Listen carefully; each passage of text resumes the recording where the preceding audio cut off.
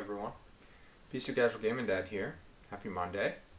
We're back to our stream, our research, right? Today is part 5 of my research series that I've been doing on educating myself on the upcoming MMORPG, Ashes of Creation. This is a game that I took special interest in not too long ago.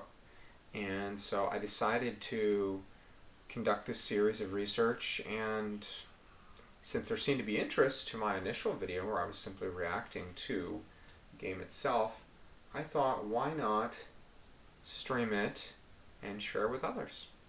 Because why not, There was interest and I didn't see any downside other than the time that I would already be using for myself regardless. So here we are, part 5, and if you are watching this live with me, then welcome. If you're not, then that's perfectly fine too. I understand people's times are valuable, just like mine is. So regardless, this will be available on Twitch here with me for a period of time. So if you'd like to watch it after the fact, feel free to do so. Otherwise, I will be downloading and uploading all of these parts of my research onto my YouTube channel, which you can find accessible to you here on my channel as well. And that'll be going up later this week. I already have parts 1 and 2 up. Part 3 will go up tomorrow. Part 4 on Wednesday. Part 5 Thursday. And I anticipate at least another part 6 that'll go up on Friday. And then from there, the plan is to research a bit more into the Alpha 1 previews following the NDA disclosures being removed, as well as just other highlights and videos and reactions from others, big players in the community. So I'll be doing that in the future following this week. I will also be covering the live stream that will be this upcoming Friday at 11 a.m. So if you'd like to join me, well, you know where to find me.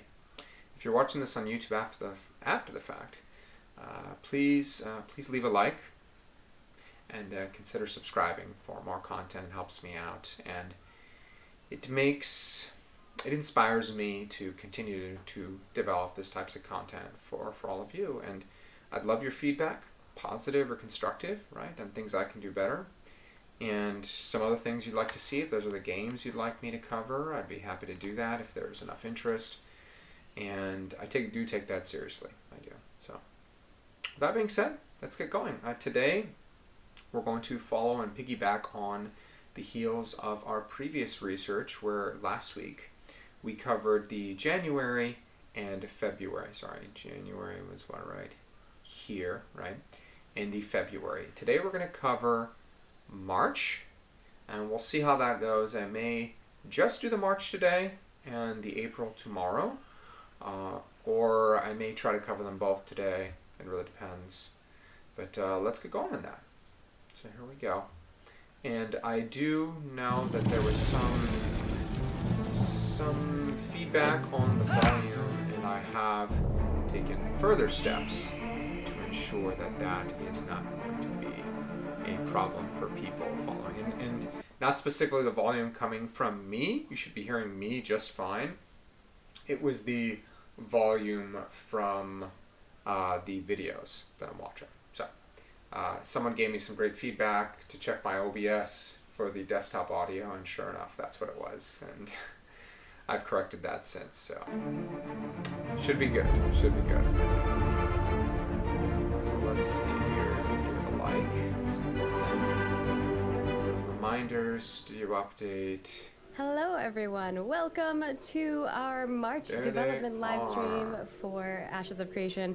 I apologize, I have a lawnmower. Earlier, Stephen had that was so funny, Margaret, when you came on and said hello. Let's check out the studio update, see if there's anything to talk about on that front. Yeah, absolutely. So we have continued our hiring, and we are continuing to hire. So the more you guys help us get that word out, the better. Thank you guys for that. You've been doing a great job on social media, tagging dev people and pointing them to Intrepid Studios. We need to, grow considerably more, and we'll probably be announcing a next hiring phase, I would say, around the start of summer. May even have some type of job fair that's virtual and physical when we get back into the new studio. Very excited for that as well. Everything going. Looks like they're so moving on from our studio update, we also have our design update. I think before, because I know we're going to play a video, we're going to show off some things as well as a little bit of the automation stuff that Steven was talking about. But I don't know if you want to preface it or if we want to talk about some of the Alpha 1 testing that has been happening so far and maybe go into what happened in February and why we have changed some of the dates and things on that sort on that end. Yeah, absolutely. So I won't get too technical on what happened in February, but essentially, the means of this testing is to determine kind of both the foundational networking structure that's present in the game to facilitate high concurrencies that we want on individual world shards, as well as in kind of dense locale areas within the map.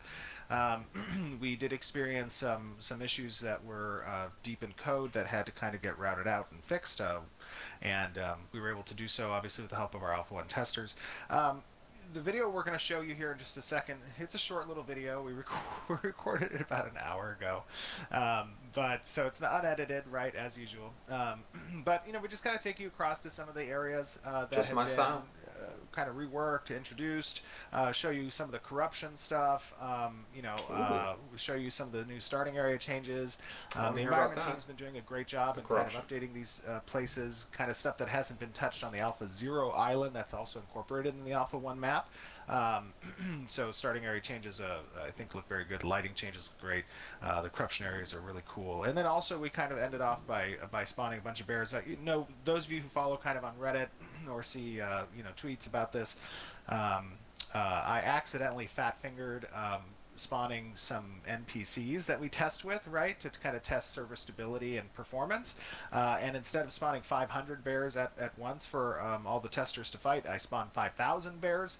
These are fully operational NPCs. They have behavior. For those of you who play D&D, it's like, I just spawned a few Tarrasques, no big deal.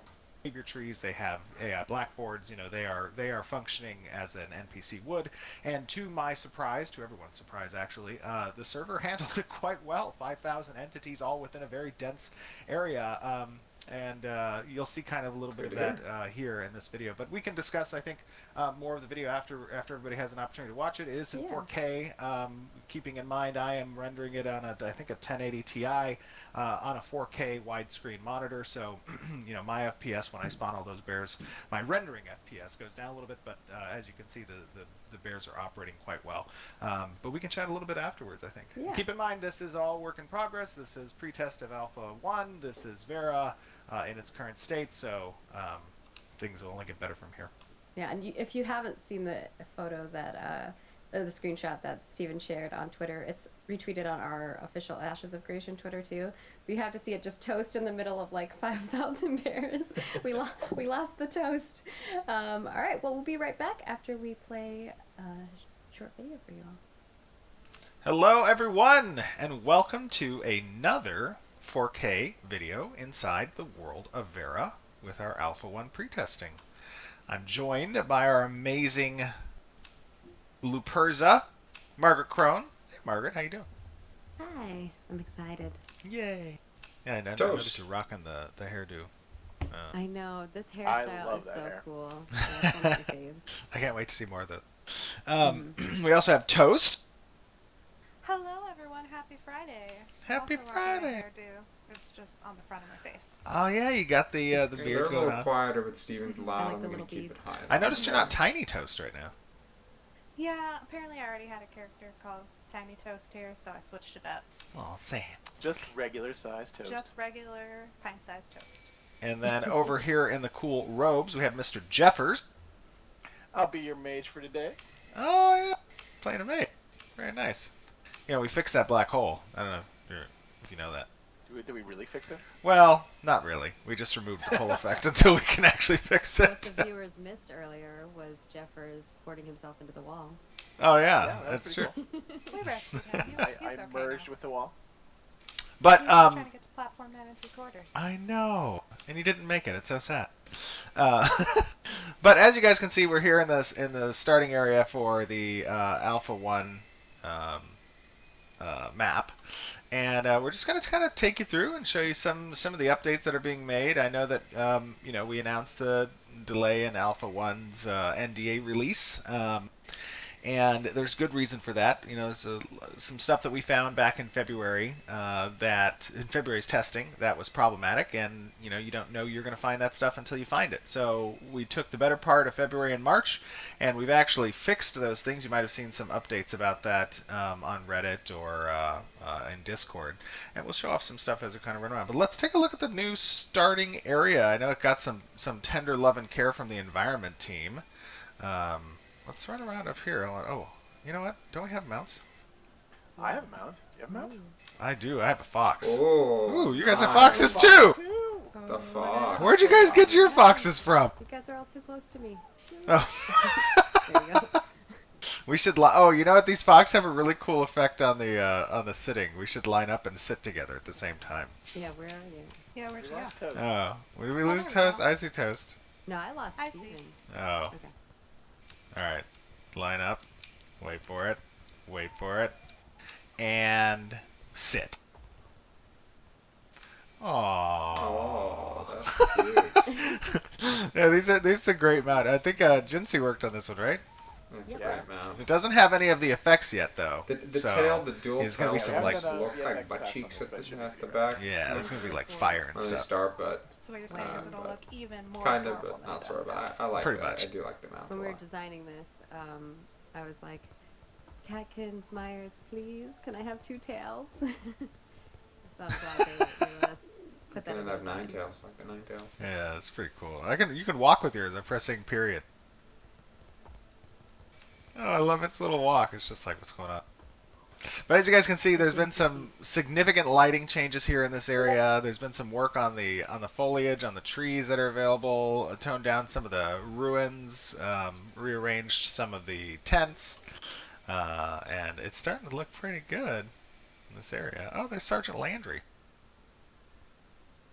I just like how Has we're he got a walking. quest for us? Sergeant Laundry. He will always have a quest. Mr. Laundry. Mr. Laundry. I call him Sergeant Laundry. He was our first quest giver ever, so I think he'll always have a spot. Sergeant Aw. Landry. It's like an Easter egg throwback to the original. Let's see what his quest is. Ah, we've made it to the other side of Vera. Death. Equal Thank points. goodness we've arrived. I need to put to work immediately. What is your specialty? I am a channeler of life and death. What are you guys? I'm a tank. Oh, nice. Is that what it says? Yeah. It says you are a tank. It says I'm a channeler of life and death. It's like, What are okay. these things? I'm a tank. This is Hey, the don't micro. judge me. Ours is much more flavorful. Here, I'll do this. I'm Put me in the right direction. Let's see. Okay, it says to head down this old road, take a left, and you can't miss them. I will fight against these. What are they? Animated armors? You guys have seen this quest before. Yep. Why don't we? We should take them and show them one of the new areas. Look at Jeff's just strolling. Yeah, I think that would be awesome. Which one do you want to look at, Jeff? Let's see. There's this cool corrupted area we've been working on. It's not Ooh. quite finished, but it's looking really good right now. Okay, so like corruption. Very nice. By corruption, you mean that essentially, like some of the areas in Vera obviously have significantly more influence of corruption, and you can kind of see that in the environment itself, right? Oh, okay. Right. It kind So we're of talking wants about to the corruption reach out system and with take PvP, control of but- things that are around it, so it but, slowly the grows environment. over time. And I That's think fine. there's an Let's see area what that here is. where it's kind of made a really good purchase. Oh, wow. Let's take. Oh, Oh, there's oh no! Oh, I'm so sorry. I don't even know how I attacked you. And PvP. Oh no! The flag. Yeah, I know. Oh, it's because my push to talk is alt, and that's also the force attack. Jeff was saying earlier that his push attack is his dodge roll, so if you keep seeing him dodge, Yeah, that's if you see why. me dodging around, that's because it's on control. Well, I apologize, Toast. Yeah, Jeff, take us there. We'll port to you. All right, let's go. Hang on.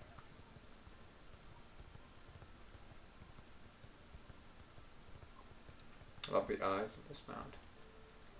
Look at that. Up I'm close. almost there. And hang on. Beautiful. That was not a good place. Did you get sent to bad place? Are you? I got Did you sent fall to through that the place world? a few times. I keep falling through the world. I love the lighting. As I'm just waiting for you to get to where you need to be. I'm kind of running. She's cheating. She's pushing me. We need Oh, some no. J.J. Abrams lens flare in this. No, I'm just kidding. All right, I think I'm in Don't a good spot now. Just like the, Oh, really? Okay. Oh yeah, the lens flare. Yeah, it is kind of cool. All right, I'm going to port to you. Don't look into the light. All right, moving to Jeffers. on my way. Oh no. Oh, no. Oh, not Oh, like no. this. Oh, no. It's okay. Hold on. Let me try it again. I made it. I made it. So, ladies and gentlemen, what you just saw there was under the world of Vera, there is a deep, dark place filled with water. No, Water as far as the eye can see. Steven, you're going the wrong way. Oh, am I? Yeah. Oh, sorry. It's Oh, April. Toast is T-posed on her box. Whoops. Might want to dismount Did I now. find you guys? Okay. There you go. All right. Where are we going? This doesn't look very corrupt. This looks it's nice. Yeah, Yeah. this I'd does not look lush, corrupt. lush, I feel lush. lied to. Jungle. I'd build a house over here. You might not. The property values are going to go down pretty quick. Uh-oh. I guess it depends on what you place as a value in your home. So where are we going? Follow Jeffers. Follow Jeffers. Huh. Some of these plants are looking a little sad. The tail movement, the tail animation is very hypnotic. Oh, Oh, whoa. pretty. What is Pretty this? little- Pretty Lily. Ah! The perfect. Oh, uh-oh. She I'm doesn't like impressed. me. No, she does not like you. Should probably be in a party. Oh, yeah. Is she dead? Oh, yeah, we should be in a party. Hold on, let me invite They're you not guys. in a party. Nice job. Nice job, Steve. Alright, I got Jeff. Jeffers. I got Toast. And I've got Luparza. Yes. Right, there we go. It is a me. Alright, where Get we go? on Oh, it looks me like it's now. getting a little... Ooh, Oh, look yeah. at that. It's kind of This a rich area house. here, I yeah. kind of love it. So now, as things progress in the world, trimmed.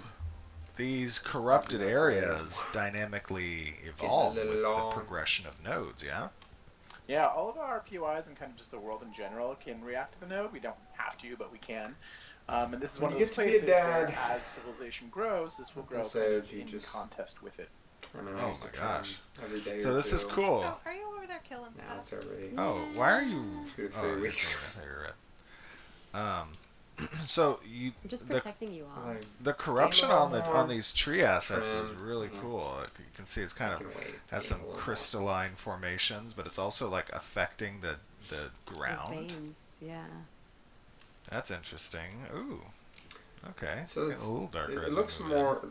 So yeah, a little. Oh, yeah, this is corrupted. It looks a creepy. little more I the like orangish the creepy vibe. though. Looks a Yeah, little this fiery. area is still in I'd develop. I see mean, more still like being black, actively worked on maybe though. Yeah. darker Yeah, actively colors worked for on. it to feel more corrupted. We just had a check-in with Mia, who was doing this area last Monday, and she checked all this stuff in, so we're kind of looking at it and giving her feedback. Turn the We HUD still up. got a few more passes, and then I think we'll be done with this relatively soon. Yeah, this is creepy. And then once it's done, we'll do a population pass, and then that's kind of how we work towards getting stuff like this complete. Oh, it looks great. I love the lighting and the effects around the base of the tree over here. That's kind of cool. It'd be fun And as they're like also, if you were during the live stream, proximity. Gonna see some of the other progress towards this, so it'll be interesting to see it. I want in to see what it game looks versus, like when it's even more Yeah. some of corrupt. the Like, screenshots does, we is have. it If progression? you like So, this had area some is starting proximity to check on this feel a like little tree, bit for like example, and like so as I wonder players what's going on walked here. into the And is it area gonna and it get started spawning like more corrupt so? creatures, Because that'd be cool. This isn't That'd be exactly very like Little like whips and chains come off the envision when I tree, think of corrupt, but like that's just attack you, me restrain you.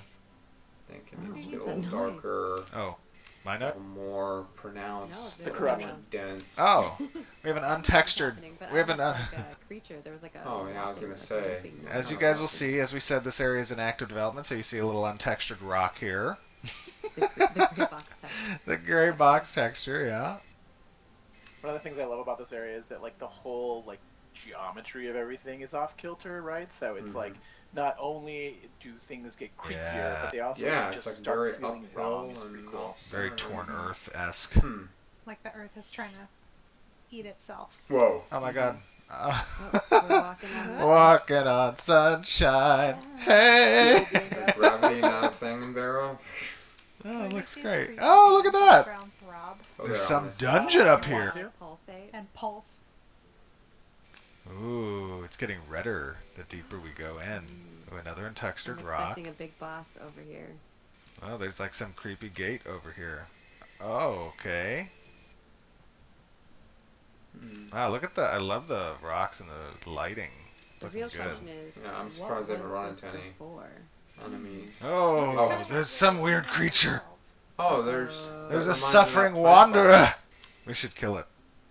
Oh, No, there we we can't go. kill Let it. me turn my HUD back on. Well, it's suffering. We should put it out of its misery, you know? Oh, let me see if I can... Oh, it walks all weird. No! Oh, Get it! Whoa, that's cryptic. What does it do? Yeah, they'll be fine. There's 4 of them versus 1. oh yeah, we can go this. I thought you meant the big one over there. It's just like a strong. Oh, yeah. Look at lead that. or the That's good. lead. What do we got? Okay, what about this dude? Okay, I mean, 10. He looks harder. He's definitely hard. 101,000? Just, I mean, we should... If it's starting to... Well, let's see. Yeah. Hold on. A little, biting off a little more than you can chew there, right? Get off our world! He kind of reminds me of that other boss they showed us, though. Yeah, he's gonna be... But He's gonna, even he's gonna take a while. more hit points, I feel. More? No. But it looks similar. Okay, you guys have seen this one though. Let's run. Let's Yeah. run. Let's go over. Yeah. Let's go outside again. You know, something that was cool that players, die. you know, There's no way outside of you're Alpha I 1 might have to testers. sacrifice myself. No, I would just I run. would keep Jump it on the fox and jump. Okay. So they can mount up during combat? I'm ready. Oh. Something that was cool that we did a couple weeks ago, and I posted on it on Twitter, and then I think No? somebody put it on Reddit Just as me, well. or is that not a big deal? But I accidentally, I accidentally summoned 5,000. It was really an accident, honestly. I summoned 5,000 bears. But the cool thing that happened was is that our server didn't crash, which is, you know, these are actual NPCs with, you know, behavior trees and a blackboard and AI component. And even though it wasn't good on the rendering side, the cool test was that the server was still operating at, you know, above 10 FPS, which is good. And those are processing frames, not rendering frames. But maybe we find an open little area over here. We can summon some of these just to show you guys. Another 5,000. Did the no, boss Stop chasing. I don't know. Oh. Oh, somebody's flying. 50,000. How'd you do that? Oh my God, you're all flying. That's I'm not cool. flying. No, you're not. That's flying on me. How did they do that? Flying on Yeah. my screen. Oh, okay. It looked like you guys Maybe like flew in. server, like, Yeah. with All right. the one. Let me show you guys. So, big part of you know, Jeffers. obviously of our testing is automation. You know, we have bots that we play with. We have actual testers that jump in, the Alpha 1 testers, and then we also can summon bears. Let me summon some bears. It was pretty funny though. Toast got lost in all the bears. Really? Such a good screenshot. And I took another screenshot, and you can just see bears for like miles up a hill. It's crazy. There we go. I summoned some bears. 10 of them. Hi, bears. Pretty. So It's you, not 5,000. no, just 10. I just wanted to show how the 10 of them appear. And now let me summon some. Yeah, you can go on. You go ahead. Yeah, they have behaviors, so. Yeah. Oh, that guy was easy to kill. I think they're all There you go. fairly easy. Yeah, we're level 10 and these are just little Yeah. level 1 boys. All right, here, let me summon a Is few he more. Templar or something? Define a few. I'm gonna summon 100 now. Oh no! Oh, I don't know if we can actually. They're aggroing. Run, flee. Okay, wait. Let me summon a few more. Summon a few. Oh my! Wait, they're loading it. They're loading it. Oh no! I summoned 1,000. Real fast. I summoned 1,000. When Ah! I'm I can't even get out of here. So you're seeing, there's 1,000 bears that my computer's rendering right now at 4K. Toast. My frames are dropping a little bit, but on the server, they're all still acting and reacting. Oh my gosh! And I'm dead. You deserve Oh it. no! Let me respawn. But he knows he deserves that. Let me come back and I'll summon a few more thousand. Oh my goodness. Jeff, it looks like you're dying. I'm taking care of the bears. Yeah, we're just. No, they took care of me. I'm trying to stay They near took care of toast. me. Protect the toast. Oh, Jeff. Oh no. I spawned pretty far away from you guys though. You can move to us. But I think we could talk a little bit more obviously about this on stream. It's getting, what time is it? Oh no, we have the stream in 45 minutes. So we'll talk a little bit more about testing automation. Hope you guys enjoyed a little look again inside of Vera. Obviously, we're going to be showing a lot more as testing continues forward and leading up to the NDA release. But we will see you guys back on stream. See ya, everybody. Bye. And we're back. We'll just play the video on the side. We'll sweet chat. Steven's summoning all the bears on us. I know. So We as you barely guys got saw, out of there alive. Nice. It was a I bit love all the bear unbearable. puns. Yeah, I love the bear puns. But as you guys saw at the end there, those are actual NPCs, 1,000 plus of them, and we can even get it higher at at the stage that we're at right now. That is a very significant achievement, particularly in Unreal Engine 4 for an MMORPG. That's a pretty big achievement. So big kudos to the Intrepid team on getting the server able to handle that, especially in the testing. At when we had the 5,000 bears, we also had hundreds of players as well in the area, and we were still operating at a performant server side. So that was very cool to see. Yeah. Is there anything else you guys want to talk about on that front? But of course, I know we also want to talk a little bit more about our progress towards Alpha 1 on other ends. I know, Jeff, your team has definitely been working on different systems and all kinds of combat. I know combat is one of the things that people are most curious about because I know there's going to be some massive changes coming to combat. Yeah, combat's a big push for us right now.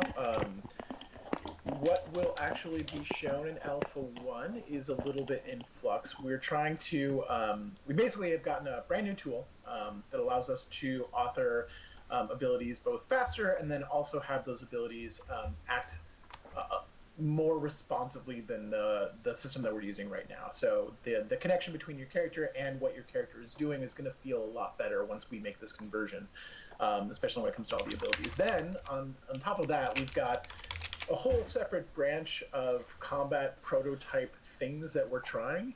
And we're going to be playtesting those internally to see how they feel and kind of get a sense of what we want to bring over to the live game. So there's a bunch of weird stuff, cool stuff, awesome stuff that we're all just trying out, throwing on the wall to see if it works. And for the things that do work and that the people who are playtesting it give hey, this is really fun, I really like this, we'll incorporate that into what's going on with the live game.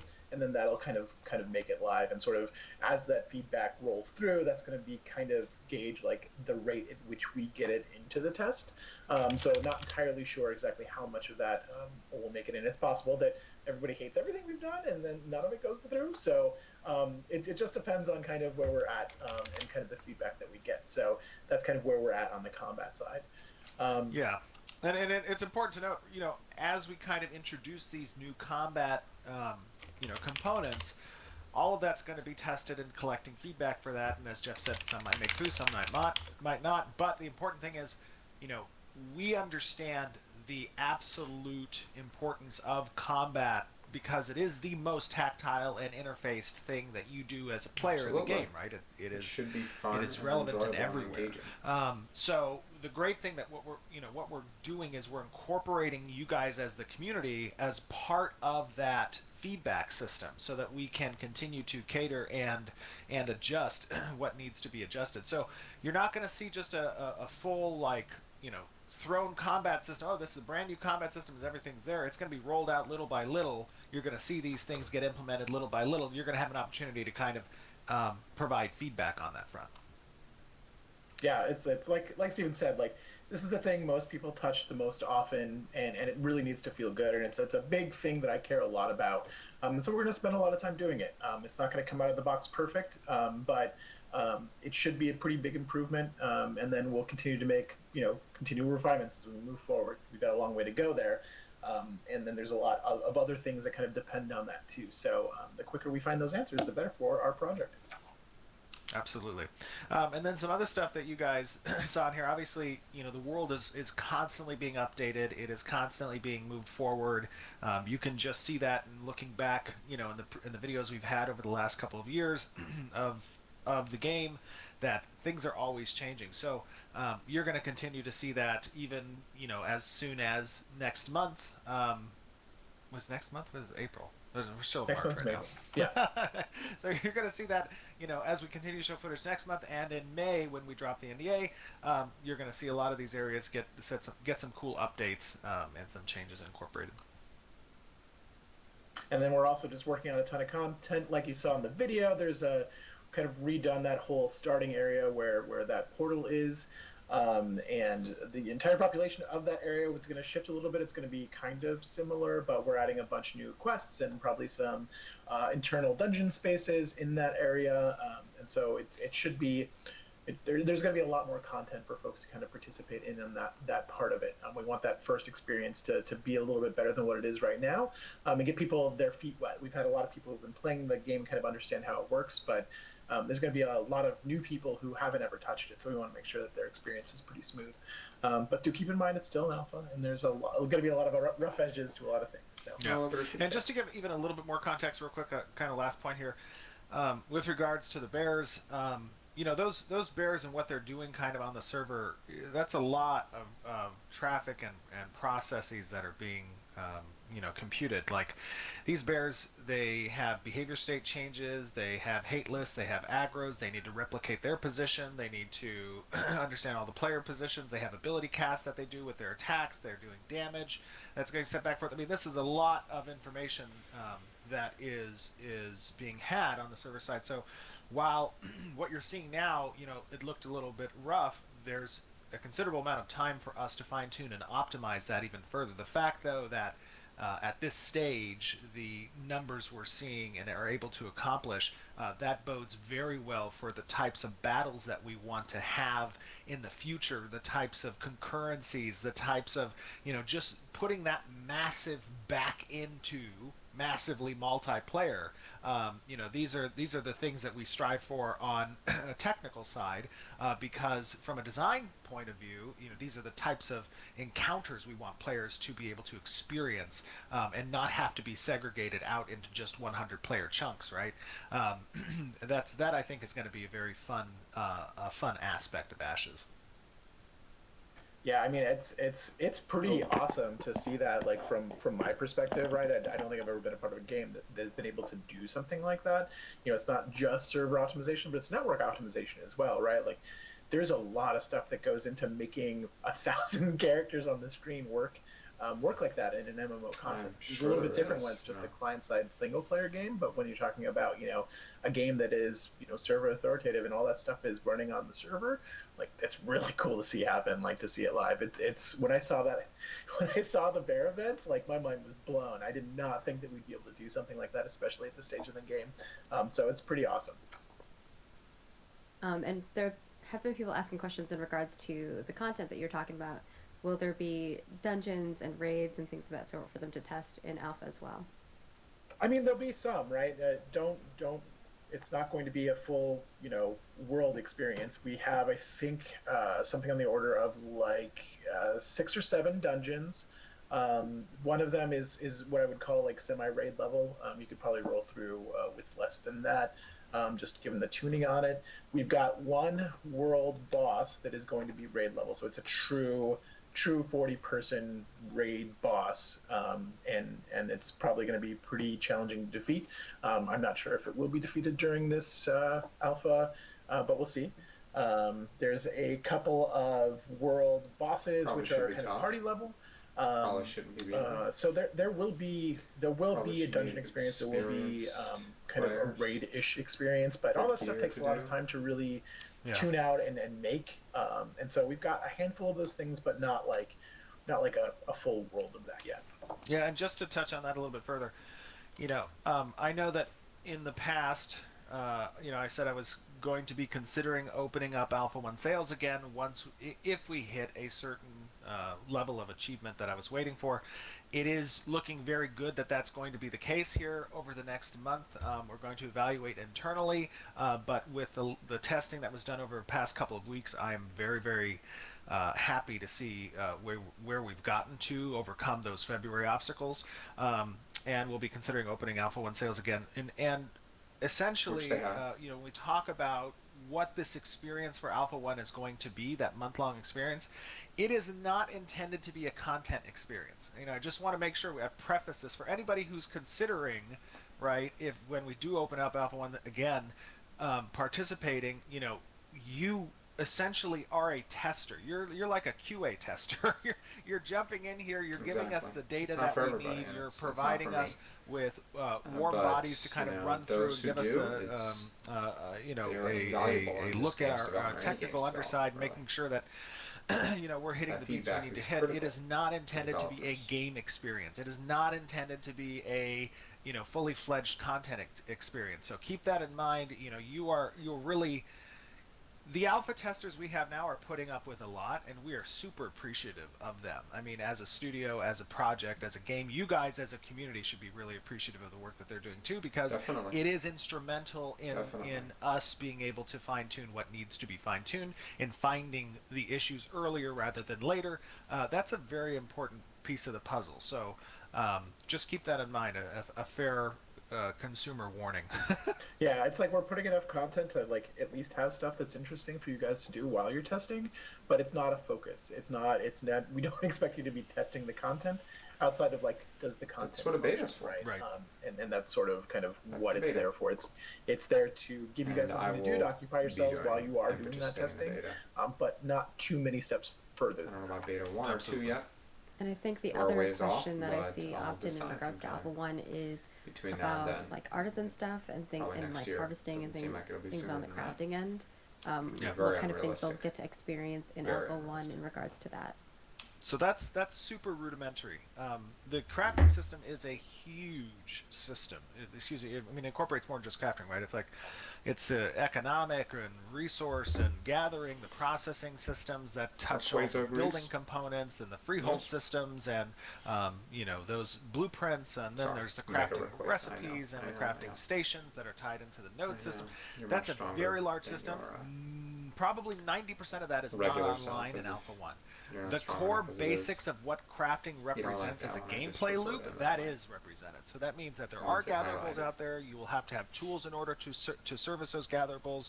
There will be processing that's necessary, and then there's crafting stations that are available and can be constructed by the players. This is an Alpha 1. You have to collect the recipes, you have to collect the materials, and you have to refine the materials, and then you have to create the reagents, and then use those to kind of create the final crafting component that you're trying to create.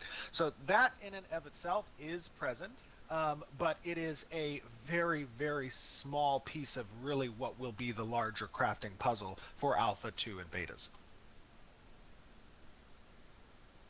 Anything else you want to add on that front, Jeff? I would say kind of similarly, the economy is not really ready to go yet, right? We have an economy, but it's not really going to be reflective of the final, how the economy is going to work. It'll work for Alpha 1, and there'll be plenty of things to trade and buy and exchange, but it's not going to be really super representative of what the final state is. So keep that in mind as well. It's a stubbed-in system. It's not a complete or really finalized system at all. Yeah, speaking of economy, kind of bringing that into the node system, I know we've also had a lot of questions in regards to Alpha 1 and how far they'll be able to progress a node and the process of that, how far along that's going to be for them when they're testing that. Yeah, so nodes during Alpha 1 will be capable of advancing to Stage 3. That's the village stage. That's when the government systems come online. It's when the building capabilities are now available, and people can purchase homes, and there's some societies and all the quest hooks are available through the different stages. I'm trying to remember exactly These how many are stages actively in those collecting have. I think there was experience currently 9 from different- players. They're going to represent the right culture when they 9 do different propagate. ones you could You know, all those but systems are available, and I think not there's sure. I don't remember how between many like 12 stages and each node 14 could do. maybe nodes, and or maybe we cut that down to 9. I'm not sure, but there's We're at around or 9. Okay, there's 9 nodes that are going to be available across 9. the Alpha 1 experience, and each of them are going to be, you know, relevant for the different POIs that are placed across the world. There's a basic vassal system that's in place for those node systems. That's kind of the experience behind Alpha 1. Now, as we move forward, right, that core tech does facilitate going up additional stages, you know, to stage 4, 5, 6, and really that becomes just an asset game, you know, how and a content game really, how we service those additional node structures with additional POIs, with additional content and quest lines, with additional quest hooks, you know, how we propagate the town, city, and metropolis style buildings and additional plots of land and whatnot, but in Alpha 1 it's delegated just to the Stephen up to ran stage for it, 3. left his comrades to die. Awesome. Is there anything else y'all want to talk about? I know we could talk But forever, they got him next. but we do have some other segments we need to get to as well. Yeah, I think that that about covers it, right? There's All right, it's going to be a big area. moving on. I know we said that it's not content focused, but there's a ton of content out there. So Yeah, it's true. And the design team's doing Environmental a and great character job. art, Bucky, yes. Aimee, Chang, Taylor, Trad, Standard. Chris, Brian, Jeff, all of you guys are doing an awesome job on the content front, so keep up the great work. Well, no, Thank you, Stephen, you Sarah. started saying the names, then you got to say them all. I know, I forgot Doug. Doug just joined Doug. as well. Yeah. And Corey as well. I gotta like grab them All right, from there, obviously we've been showing off a lot of the environment stuff, but we are going to show off some of the environment things that they sent my way that they wanted to share with you all. So first up, we have a couple different objects that they have been working on. Got a nice pile of bones there. Oh wow, that's dark. We went with a. I don't know if that first thing was a cage. It kind of looked like a cage. A little Yeah. corrupted. And then we have bones. I know there's a couple different building structures, and some of these you've seen in the concept art that I showed in previous months. So you might recognize them. They've been doing a really great job of making. I think Jeff mentioned this in our previous dev update, was that when you look at the concept art versus the actual in-game, it's almost a replica. One it's for one. crazy. Yeah. yeah, so these are all examples of Slayborn architecture. Those are the corrupted bird people. I think we've referenced a long time ago in some of our older live streams, and that's one of the tribes called the Satari.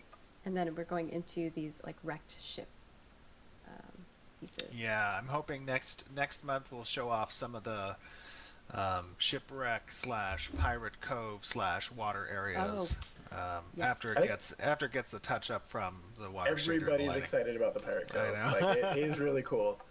Speaking of which, we do have some pirate stuff that we're going to show off. Moving on over here, we have some location updates. You can see some of the terrain that they've been working Nice, on. there's It's Stony some Mountain. different plants, grassy lands. So you the can see mountains those are and stuff. all great. the portal revamp area. So this is all, if you could picture the ruins, it might, oh, that's different now. Yeah, now Sorry, it's I'm like going 15 to the, seconds behind. Yeah, now it's going to the cove stuff. Yeah.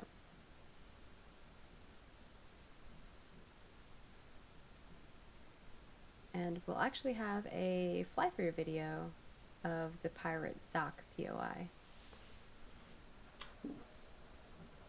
But you can see the light shining through the trees. There's some These like freeholds. buildings. A little town, a little village. Yeah. Yeah, I love it. I love the work environment does. It's just, just keeps getting better. Yeah, it's Definitely does. awesome. I can't wait to see when we have different festivals and stuff too, decorating all the towns. And obviously this is one that we saw, which is a work in progress. This is the area that we saw in game.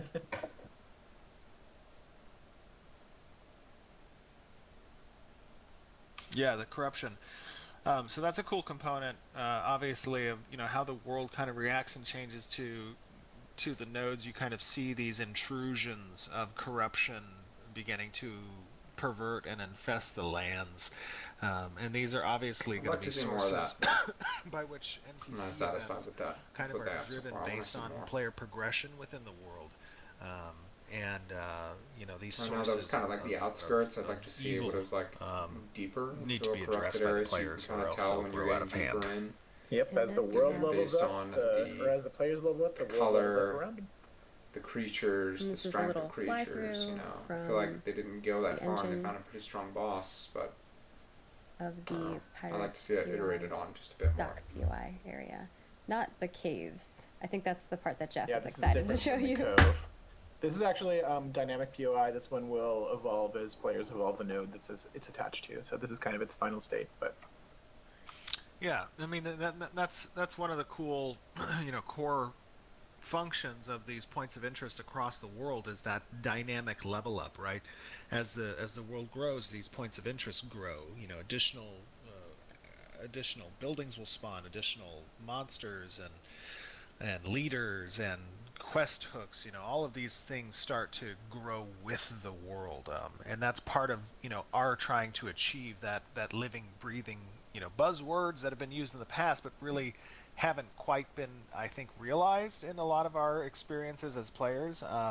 And it creates obviously a lot of content, and that's it's hard. It's really hard to do. It's very hard, but the philosophy I think that we hold is, the more sandbox elements you provide players, the more choice, the more impact they have over the world. Really, that is a direct correlation to the amount of content that has to be then presented back to the player, because there's no point in opening a door if there's nothing behind the door. You have to have, if you're going to provide multiple doors to the players, you got to have multiple things behind the doors. So that's obviously part of our big task, our big job. A lot of pressure on the design team, on the art teams. To serve. I just want to reiterate one of my favorite things about watching all these videos and keeping up to date with them is just learning about what goes on behind the scenes, the little things that they share. Because, again, as someone who's not a developer, but I have two brothers that are developers, and I have a son who may be interested in this realm, just getting to hear a little bit about what it is that they have to do, what they go through to create these beautiful worlds and fun, interesting games that we play. Because at the end of the day, we buy the product and we get to enjoy the finished piece. So it's very educational, and I appreciate this side of it. Surface that content, but I think what it creates is a very compelling, immersive, and reactive world that many of us can lose a lot of time in. And I think sometimes you guys see a lot of art, and you don't get to see a lot of the behind-the-scenes stuff that like the design team is working on, the engineering team is working on. I feel bad because the engineering team sent me some stuff that they wanted to share, but I'm like, that's not really stuff we want to show people, because we have to think about security too. So I think like that's the other side of it too, is that you don't get to see the behind the scenes of how the systems are created, and like necessarily the little tiny bits on that front for security purposes. We try to show it once it's in a more like a user facing way is the best way to explain it. I don't know if you know what I'm talking about. They don't want people to take their ideas. It's important to note that from a visual standpoint, everything you ever see that we show you in game has code and engineers behind the screen. Yes. And I think someone in chat had asked about like optimization, and that goes into everything that we're doing, right? Like that's constantly something that we're worrying about, is optimization and performance. This game will live or die based on its optimization. Absolutely. Yeah. And we are making great strides on that already, and that's obviously the purpose of us incorporating you guys into the testing, as early as possible, even when it's not in that state that is representative of what people might be accustomed to from other projects. With Alpha, it's because that optimization, that vetting of our technology is very integral to our design philosophy as well, right? We want to have those massive engagements. We need to start optimizing and testing as early as possible. All right. Going to move on to our character stuff, unless you guys have anything else you want to add on environment. Our environment team, we love you. You're amazing, all of you. We really do. Yay! All right, moving on to character. So you may have seen the Harvest Guard before. This was our November 2019 costume, and then the Still Soul plate, cool. which was December 2020, I think. Badass. And we have some Valoon plate, Oh which I my think gosh, this that's the is first time progression. I'm seeing the Steel Wait, Soul. show me the Steel Soul. What is it? It's in the run of show too. If you guys Oh. I put all the images there so you don't have to watch them live. Got it. I Yeah. feel like we just ran past it though, like it was up for a second. it's like a, what do you call it? Pre-spin. Yeah, a slideshow. Oh, there we go. Yeah. Wow. That's looking good. Mm-hmm. It's not even done, so these are Yeah, all no, that's work a in work in progress. progress. Yeah, it looks good. Right. Very cool. And then we have a turntable of the Valoon plates as well. Nice. I feel like he's wearing a shield in his belly. Now this is an in-game achievable armor set. Yeah, This it's a was progression this one. plate. This is a progression plate. So this was not a cosmetic. This is in-game level 10 through 20, I believe, right, Jeff? 10, 15, I think. Level 10 to yeah. 15, yeah. Level 10 to 15. This is an example of some Jeffers. plate armor that players can achieve inside the game. Just to give you guys comparisons at those tiers. All right. And we have some creatures from our lovely character team. Got this little eyeball beholder. The little tiny eyeballs on the back. He's Anybody not who a doesn't like beholder, though. eyeballs is That's not it. going to enjoy this. Yeah, don't say the B Don't word. say the You B can word. see no because matter that's a what. D&D thing. I know. I've seen creatures like Well, this there's- before. He and is they're a not fun to different deal thing, with. right? He's like a Especially 'cause they fly weird around. tadpole seer, a watcher. Yeah, creepy. And then we've got this one, which I don't even know what this thing is, but I love it.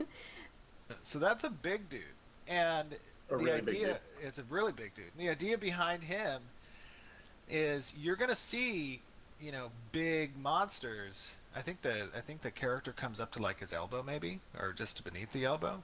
I'm not sure, but you're going to see these big elites kind of just roaming and wandering through the world, right? They're not assigned to any particular hunting ground. They just kind of, roam. And I think that component is pretty cool, especially when you have an open world, right, where you can see something unique that's not matching kind of the monsters you're hunting in a certain area, but just strolls by, and you're like, gotta call your friends. Run like, for oh my God, let's get life, this thing, unless I have a group like 20 people. And then you don't. and then you don't. It's I don't sick. even know if 20's enough, but I'm excited to be able to use this like a world boss maybe, or body structure too. It's set cool. an elite. Very neat. I can't wait See. till we fight it. Looks very cool though. Kind of like a I'm sure Jeff's team is the most Forest. excited because you guys get to make the BI for all of them Plants. pretty much. dinosaurish. Yeah, the whole creature, process reptilian of making creature. an NPC is a lot of fun. There's That a tail's lot of very fun design work that goes into it. Maybe So, we could show this is like like the stage one. maybe we can show like the progress. Do like a video on that, like of the creation. It of a would. creature. We could try, yeah. The problem is a lot of that stuff happens like on in a Word document, right? So Yeah. we kind of like go back and forth, like, oh, this would be cool. Oh, we can't do that because it's going to cost too much, and like so there's a whole lot of back and forth in that.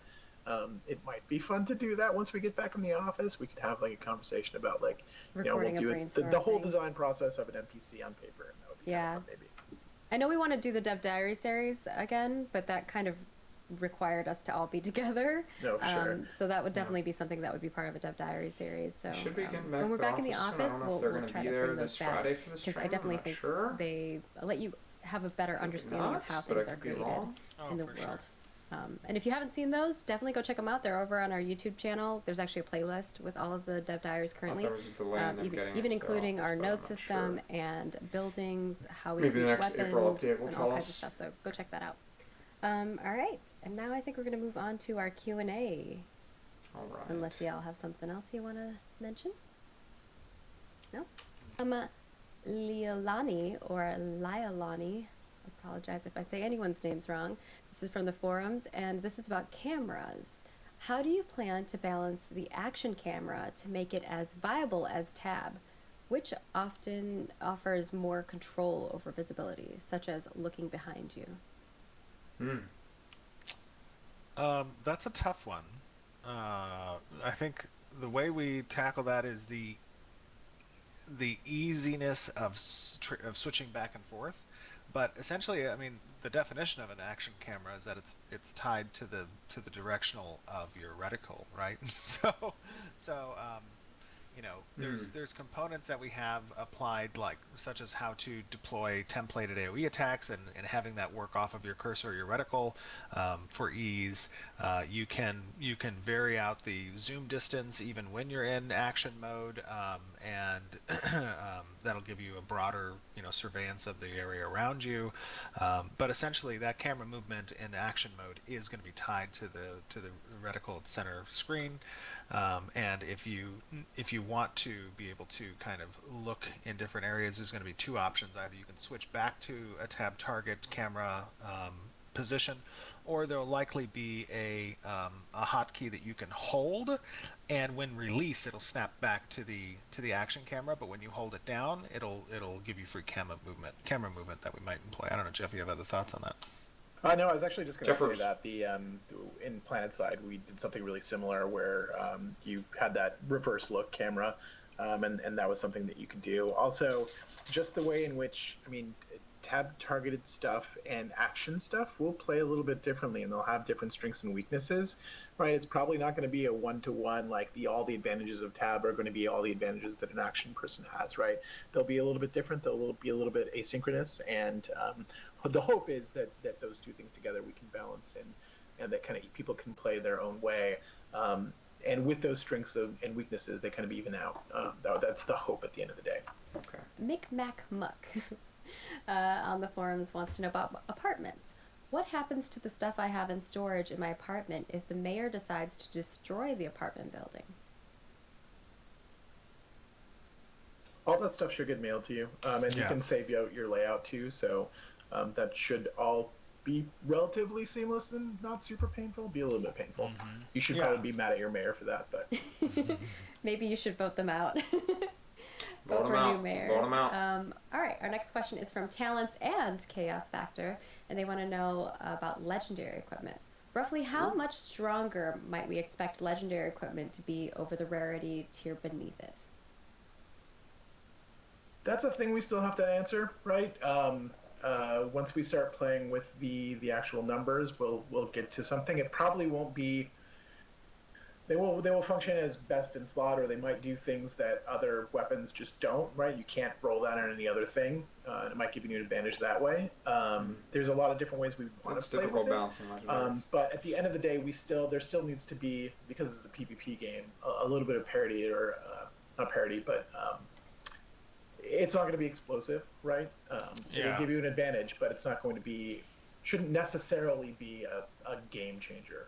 No, yeah, I would say generally, and we don't want to hold to these numbers because it's highly dependent on testing and balance passes that will be done due to testing. But traditionally, if you see progress from one rarity step to the next up, you can expect anywhere probably from 6 to 12% increase just on base stat values. That's something, again, that's going to be kind of tested and balanced out, but generally around that area. Yeah, it's like we want legendaries to feel unique, right? They're not just going to be stat bars, right? They're not going to just be a chunk of stats that you get. We really want them to feel different than right. items. They want them to feel legendary. So just keep that in mind. Oh, I think this next question is a life in symmetry, and they wanted to know about taming. Will I be unable to tame a monster in the wild that has the same appearance as a cosmetic mount / pet? So, I mean, there's going to be a wide arcing range of tameable animals that exist in the wild. Some of those variants from at least a cosmetic perspective, may be tameable. Um, but essentially, when you kind of look at that taming system, this is going to be, again, another progression system that players are going to have to excel in order to have the ability to tame certain exotic creatures, of which might be those variants. And when you're talking about Can't just cosmetics, go and you're tame not a dragon or talking about the something. monthly cosmetics. You're talking that are exclusive. You're talking about just general cosmetics. Marketplace cosmetics, correct? Okay, cool. Just want to clarify because I know people will ask about that. All right, our next question is from Nostra about node advancement. When a node advances to stage 3, village, and enters the 21-day stage, 21-day siege lockout period, what happens if it gains enough XP to advance further? I think during the siege period, stuff would lock down, right? So you wouldn't. No, so this is, I think, in regards to can they progress further? When a node advances, it's given a 21-day protection against declared sieges. So if it were to advance within that same period of time, then that protection would likely apply to the second stage advancement as well. I don't think that's likely to happen, though. Yeah. Well, from village to town, maybe, but definitely not from town to city or city to metropolis, right? Right. But I mean, the idea, just to give context, the idea behind that is, right, there are new functionalities and mechanisms that come online when a node advances, and you want to provide both time for elected governments to take place, which then have direct consequences and choices to be made over defensive capabilities, and also provides time for that node to collect and receive resources through taxation and or quests for its citizens to participate in, so that it has available treasury funds and or resources to allocate towards defensive structures and other types of defensive systems.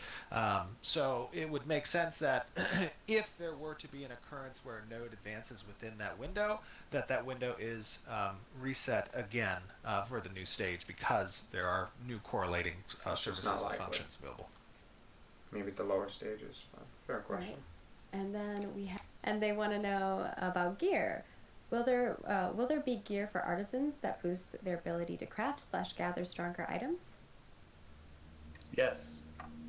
Yes. All right. Quick answer. Stealth Reborn wants to know about currency. Will there be a currency cap limit, or are we free to hoard as much as we like? I think generally there should not be a cap on currency. It might. Well, I mean, it might be an unachievable cap. There is one, but yeah. There's only so many numbers we can hold in a variable, but like that, we're not going to have an artificial one. Yeah, I mean, from a practical standpoint, on what characters are legitimately capable of achieving, there won't be a cap in that regard. Okay. Kanansta wants to know about looting. If I die as a green example from a mob or by fall damage, is my tombstone immediately lootable by other players, or will I have a window to recover it? It would be immediately lootable. It's hardcore, man. Don't die. I mean, you're not going to drop your completed gear unless you're corrupt, right? It's going to be a portion of your collected gatherables. But speaking of dying, did you have an opportunity to take a look at the direction of those effects? Or maybe we'll show that next month. They look awesome. They look awesome. I wonder if there's a way I can send it to you, Margaret. We can show it just as like an impromptu. Yeah, if you toss it to me. I don't know which. Jeff, do you know where it is? Channel that I think it's in design. Let me check. Yeah, see if you can find it and just throw her the link and she can grab it. But to give you guys an idea, right, behind death and kind of the reason for why respawning occurs, right? As you guys know, the avatar of the goddess of creation is the phoenix, right? And the phoenix obviously has some very staple mythological lore to it with regards to the cycle of life and death and rebirth and that type of thing. As you enter into the world of Vera, you are in a way empowered with the spark of life that comes from the goddess of creation herself, and in that sense you're able to house a portion of what that represents in your soul, in the conduit to the essence. And we're now, Jim and the awesome effects team right now are working on actually putting in place the real death effects and rebirth animation and effects. Or the animation. And part of that is on death, your body disintegrates into ash and leaves behind a pile of ash, which will incorporate some of that material loss that people are talking about. But that'll be the interactable is that pile of ash, and then when you're reborn. So you're like sifting through people's ashes to Yeah, find one. Gross. exactly. You have to have like Ashes of stuff creation. sticking out of the ashes then. Oh no, it's already, the first pass is looking great. Okay.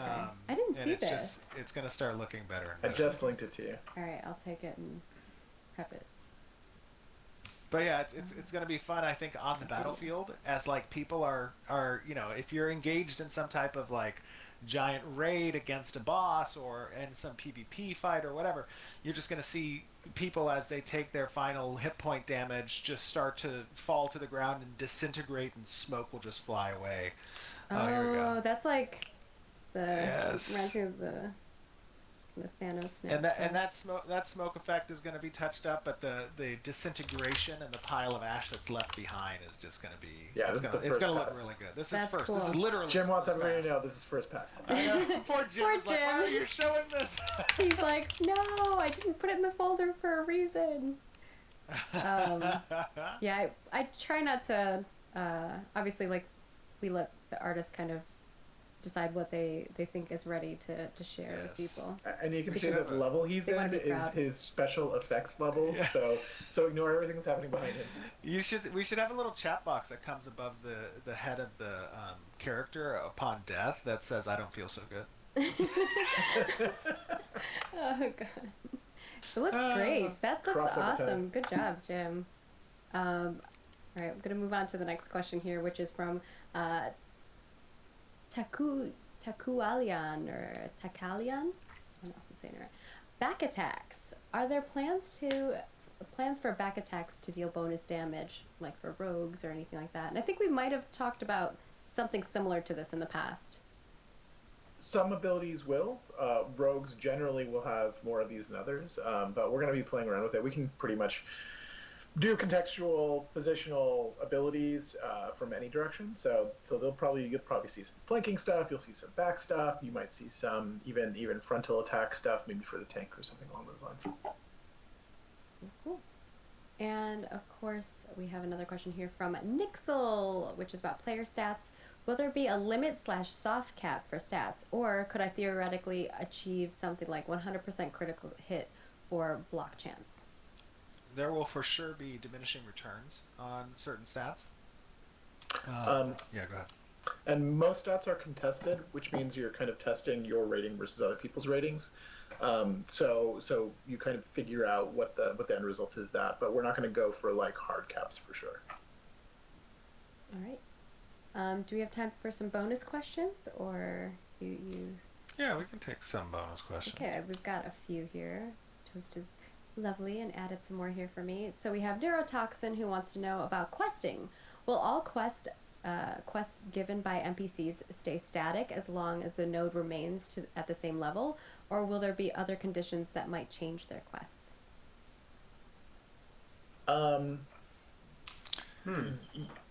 There will be a can be. yeah. So basically, they're asking if the node upgrades, or maybe in this case gets destroyed even, will the quests remain static? So they remain the same, or will there be a change, a shift? Will you lose the quest?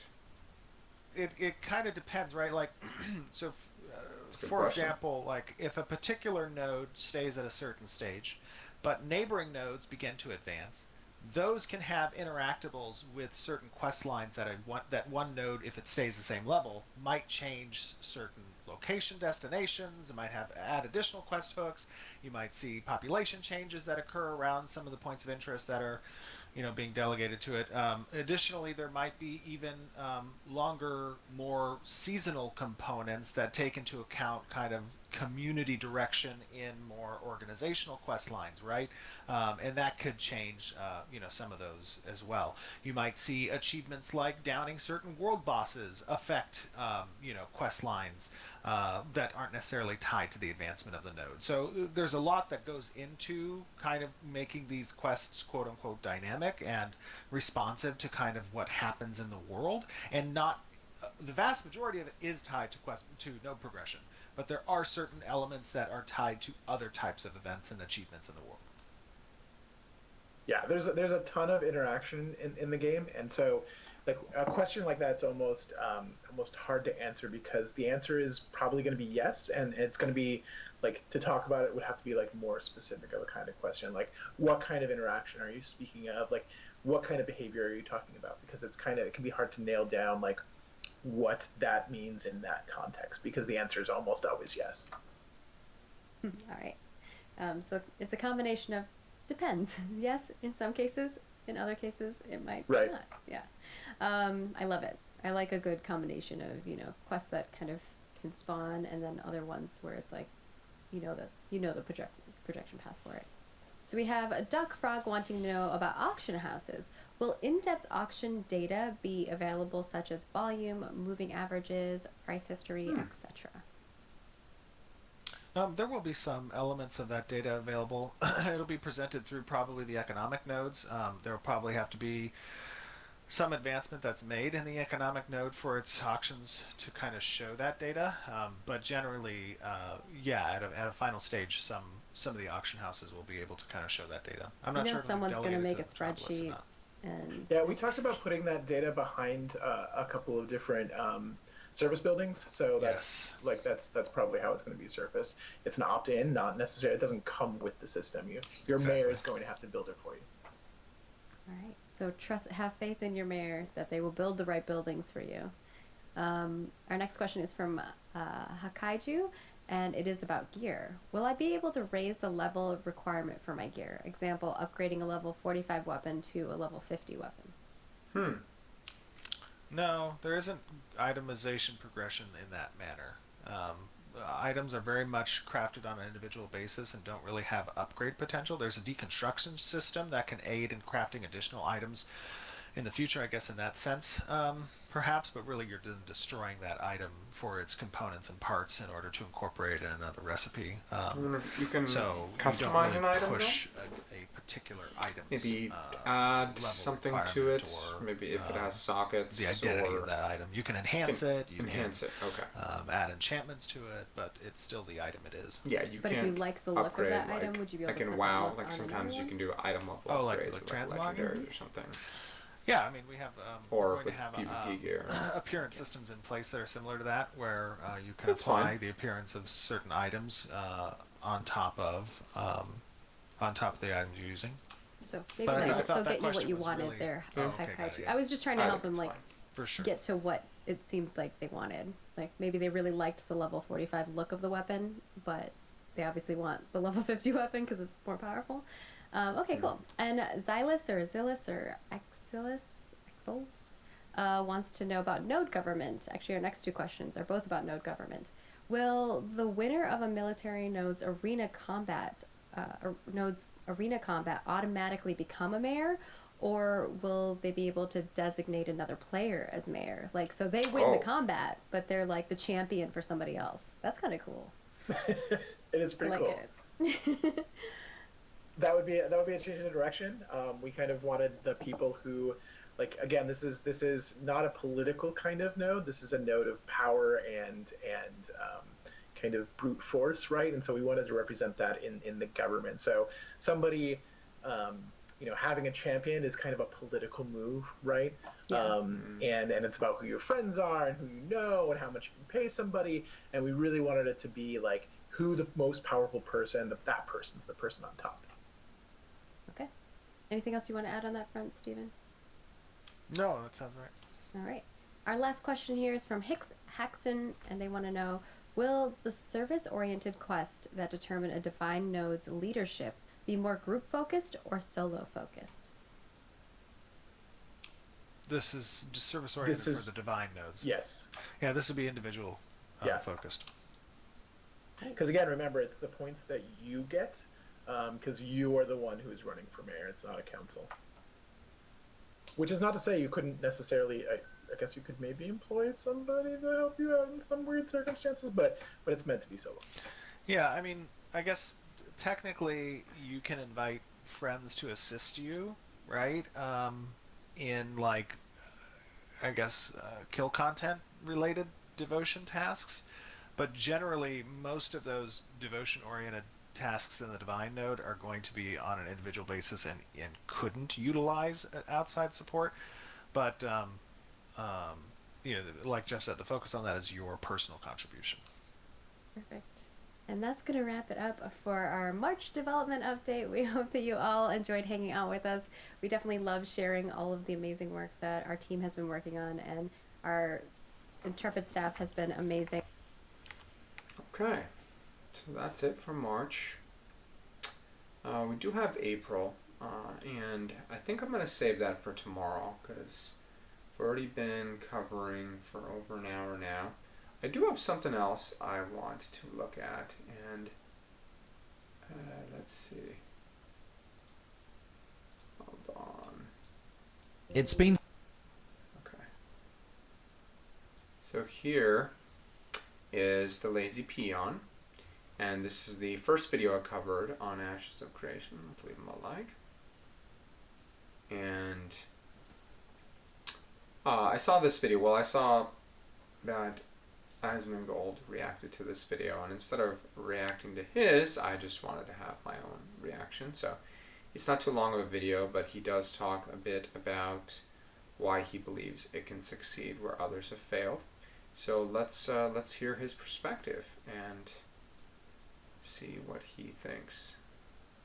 3 months now since I released my last Ashes of Creation video, and since then the hype levels for the game have only continued to grow, with multiple large streamers having interviews with the game's creative director, consistent progress and new gameplay being shown to us with every monthly livestream, and the Ashes of Creation YouTube channel soon hitting 100k subs, which is kinda crazy for a game that's still a solid 2+ years out from a full release. By the way, if you don't know what Ashes of Creation is, then watch my previous video. It does a decent job of explaining the main features of the game. In this video, I want to talk about the real reason I think Ashes of Creation will succeed where other MMOs have failed, talk about some of the new info that's came out since my last video, and also discuss the recent info that's came out regarding Alpha 1 testing dates. First, let's get into the title of this video. Over the past few months, I've seen a lot of people make comments along the lines of Ashes of Creation being the next WoW killer, there's been hundreds of MMOs released over the past decade that have failed, this means it's likely that Ashes will also fail. First of all, I can understand the skepticism, but I think comparing Ashes of Creation to past MMOs that have failed is a bit of a false equivalence because the goals and circumstances around this game is completely different compared to MMOs that have failed in the past. As far as I'm aware, Ashes of Creation is the only MMO that's ever been fully funded by a lifelong MMO fan that's main goal is to just make the best MMORPG possible.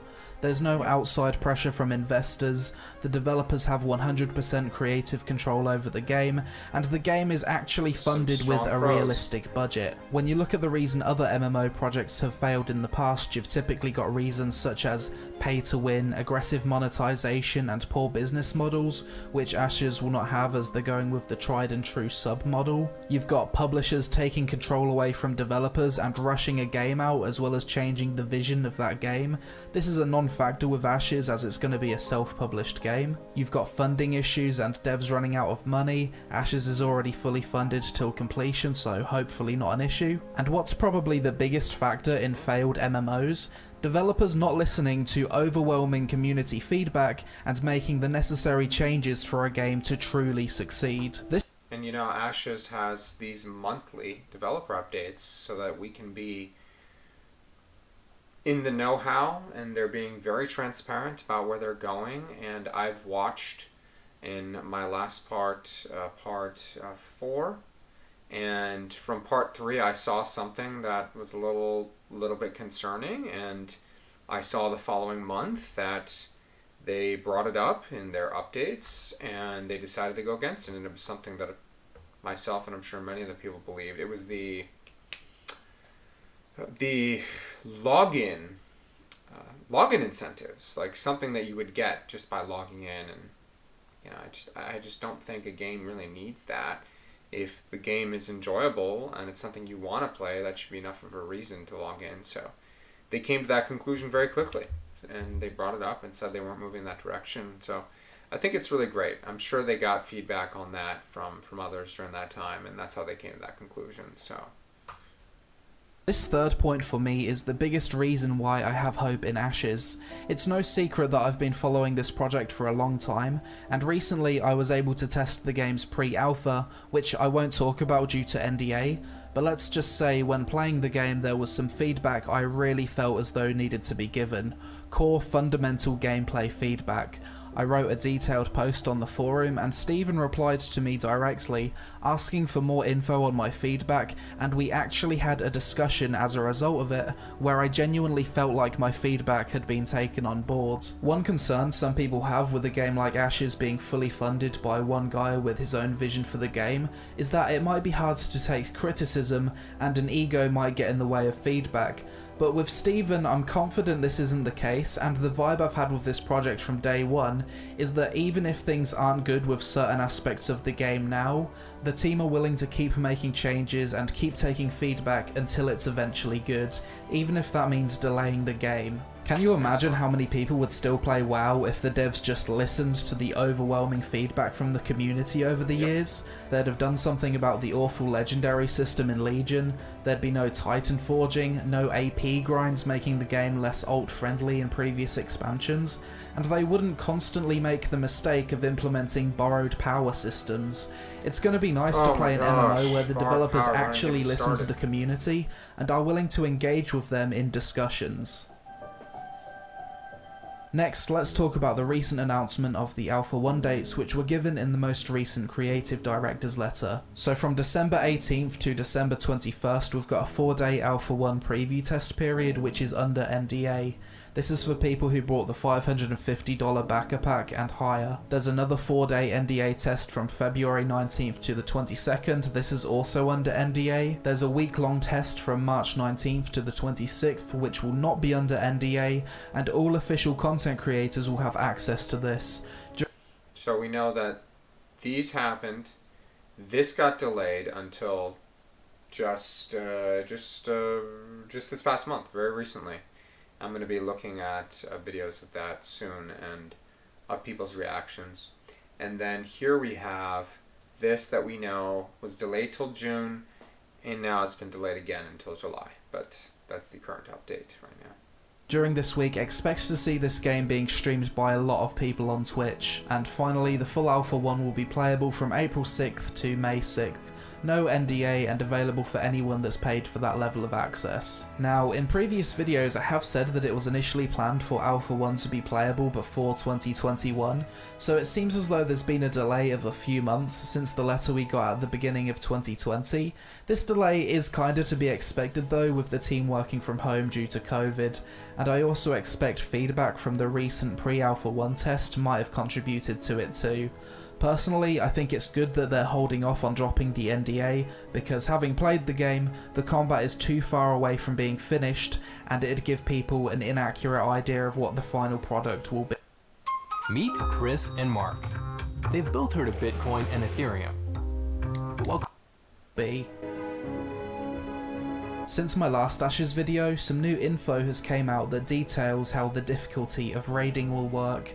Previously, I was under the impression that due to the nature of the game, raiding would have had one difficulty in Ashes, and it probably wouldn't have been too hard, but it turns out my assumptions were likely wrong. Raids in Ashes will have adaptive difficulty levels based on your performance against previous bosses in the raid. So let's say your guild absolutely decimates the first boss of a raid and kill it super fast. The next boss will have increased difficulty, better loot, and more mechanics, basically adapting to the power of your group. If your group kills the first boss but kinda struggles, the next boss wouldn't be too much stronger, and you might not get a chance at better loot as a result of that. This is a really interesting design direction that I've never seen done in an MMORPG before, and seems to solve the problem that most sandbox MMOs have, where they just can't compete with theme park MMOs when it comes to difficult PvE content due to the nature of their progression systems, and typically not putting players on a loot treadmill in the same way a theme park MMO does. So for the people that are concerned that Ashes will mostly be a PvP MMO, maybe there's hope that this game will actually be able to scratch that PvE itch too. On paper, this whole adaptive difficulty thing seems like some 400 IQ game design, but I guess we'll actually have to wait and see how it plays out first. Just to briefly touch on the gameplay that's been shown off since my last video, in the July Ashes stream we got to see the devs run around a dungeon to show off the scale of the rooms and the sheer size they're aiming for. They basically want massive, truly epic feeling raids and dungeons with enough room for giant bosses. The August livestream we got an early look into the general direction of the game's hybrid combat system. As many had speculated in the past, it seems like melee attacks in Ashes will cleave monsters in an AoE cone in front of them, exactly the same way it works in Guild Wars 2. Currently it does seem like Intrepid are looking closely at Guild Wars 2's combat as inspiration for their own system, which is good considering Guild Wars 2 is literally the only MMO I can think of that did a good job with their hybrid action/tab combat system. For September's livestream we had a 25-minute 4K video showcasing aquatic mounts, mount swimming animations, and talks that touched on water content. It was super cool to see some of the new mount animations and how some of the mounts are super slow on land, but speed demons in the Over 9,000. The water. Big news for you EU players. Remember 2 years ago there was a bit of a controversy surrounding Intrepid as they initially decided to go with My.com as their EU publisher due to it being very expensive for US companies to set up publishing arms in Europe? Well, it was recently announced that Intrepid will be parting ways with My.com and opening their own EU office in Amsterdam, Netherlands to self-publish the game in Europe.